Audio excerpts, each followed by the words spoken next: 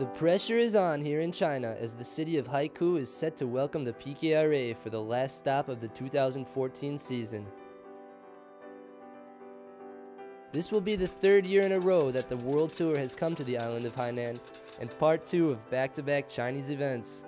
With its warm trade winds, leisurely climate, and exotic location, Haikou is an ideal spot to wind down the kiteboarding season. So we're back here in Haikou. I think we all know the conditions here. It's more on the light side, like winds up to 20 knots, not really more than that, but yeah, it's still good to ride, and we're hoping for some wind now to start off the event. Emotion was high at the previous event in Pingtan, as Christophe Tack from Belgium was awarded the 2014 PKRA World Championship title. So with the top spot on the leaderboard now secured, the race to fill in the remaining positions is in full sprint. At the beginning of this last leg of the tour, Liam Whaley from Spain is sitting in a safe second place. It's been a really tough year with a pretty high level. I've had to be, keep on training all year to stay on the top. I've had a few injuries and missed the first event, but yeah, hopefully next year I can come back even stronger and go for the title. Fighting for third are Aaron Hadlow of the UK and Alexander Nato from Brazil. Recapping now the rest of the 2014 men's freestyle rankings, Yuri Zun has moved up to 5th after having won the last event in Pingtan. Right behind him are Reno Romeo from Brazil, Mark Jacobs, Stefan Spiesberger, David Tony Wan, and Eudazio da Silva in 10th.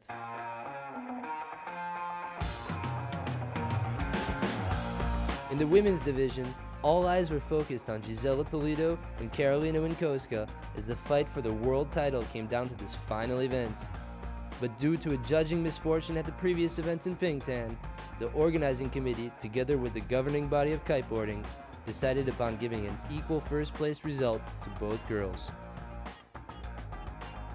This automatically meant that Gisela Pulido would not be able to acquire enough points for the title, and that Karolina Winkowska would take home the 2014 PKRA World title. Finally! That was like the longest year for me. I feel like I really deserve that, because I was pretty consistent all year long, and I won 5 events before coming here, and yeah, really happy. That's the end of the hard work this year for me. So with all of the excitement that has happened so far this year, the last stop of the tour season here in China is sure to be action-packed.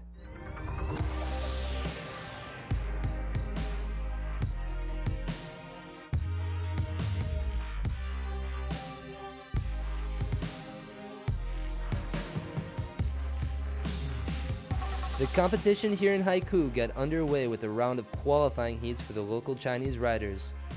These homegrown competitors were more than happy to show off their skills in front of an enthusiastic weekend crowd.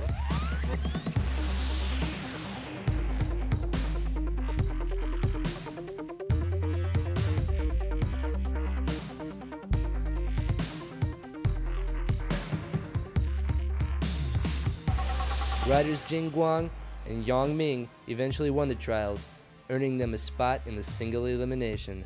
Yet the events here in Haikou started out on a bad note, with less than ideal conditions. With wind speeds of only 7 to 10 knots and gusts up to 12, it wasn't enough for the best PKR riders to throw down their latest powerful moves. Nevertheless, a few riders went to try out the spot, warm up, and test out the waters of Hainan Island. It's really hard. The wind, it's up and down. It's really gusty, I think, because of the clouds. And it feels like there's no wind, and sometimes there's a big gust and you can do a trick, but not enough to run the heat. On the 4th day of competition, the wind was finally blowing with enough strength and consistency to enable the PKRA to start off the first phase of the competition, the single elimination. That's great. I think this is the best condition we can get for this competition. This is the best day of the forecast. Onshore, that onshore, choppy. I think this is how you make a good rider. And as the forecast for the remainder of the event did not look promising, every rider gave it their all, as a loss would automatically mean a disqualification. In the first rounds of the single elimination, the biggest upset was for Brazilian Reino Romeo. The 6th ranked rider overall lost against a pumped up Michael Schitzofer, who landed almost every single one of his tricks in the light wind conditions. Michael would now head into the quarterfinals to meet household name and 4-time former world champion Aaron Hadlow from the UK.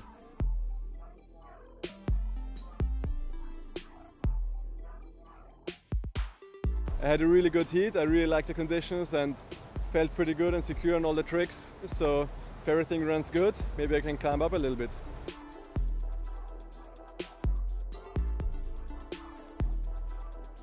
Another highlight of the singles was the heat pitting Stefan Spitzberger, also from Austria, against Frenchman Paul Ceran. Both riders have been performing incredibly well in the last few events and have made names for themselves on this year's tour. But after a heated battle out on the water, Stefan eventually came out with a win over the French national champion, moving on to meet up-and-coming star Liam Whaley in the quarterfinals.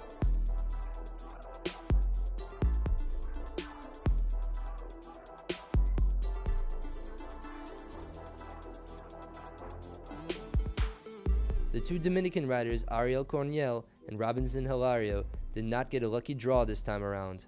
First, Hilario went up against Dutch rider Yuri Zoon, a former world champion and winner of the last event in Pingtan.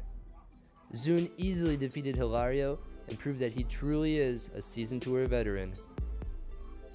Ariel Corniel then took on 4th ranked Alex Neto from Brazil, but despite his powerful Dominican riding style, Ariel was no match for Neto's bag of solid technical tricks. You know, I'm still here and I'm going to do my best. I hope I can climb my position on this stop. The chance is there and I hope it's going to work out. Finally, we witnessed a very eager Sergei Borisov take on Rookie of the Year David Tony Juan in a Russia vs Spain heat. Both riders showed great power and consistency, but Tony Juan was able to secure his place in the quarterfinals by landing cleaner tricks than his adversary. He will now have the chance to meet newly crowned world champion Christoph Tack in an epic quarterfinal duel.